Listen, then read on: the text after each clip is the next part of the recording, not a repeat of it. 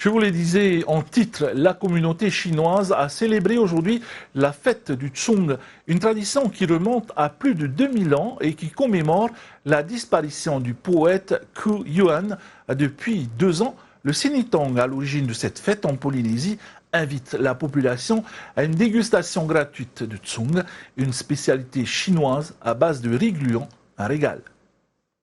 Le tsung se décline en 2 versions, salé ou sucré. Pour cette célébration, les 2 sont disponibles. L'ingrédient de base est le même, la recette n'est pas aussi compliquée que l'on croit, mais la préparation requiert une certaine dextérité.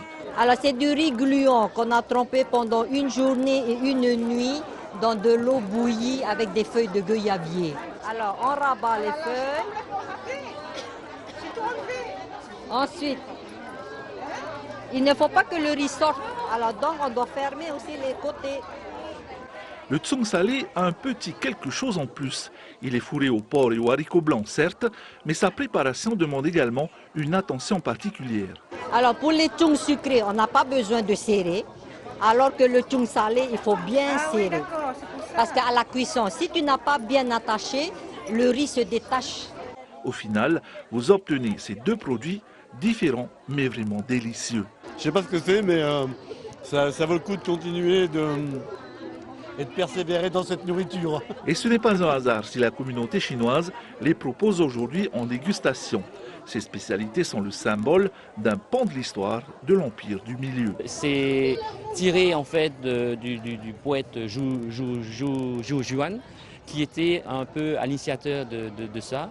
Et si vous voulez, pour lutter contre les luttes intestines au niveau de la Chine antique, en mémoire de cette personne, donc les villageois ont créé la fête du Tsung. Et parmi les activités de la journée, l'initiation au Dragon Boat. Cette embarcation nous renvoie également à l'histoire du Tsung.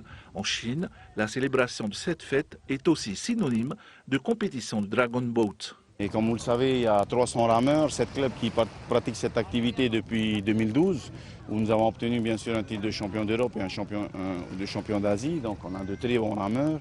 Et c'est une activité, je pense qu'il faut promouvoir vis-à-vis de, comme on est en très bons termes avec la Chine. Il faut savoir qu'en Chine, il y a 20 millions de pratiquants et il y a 80 pays qui pratiquent cette activité physique et sportive dans le monde entier.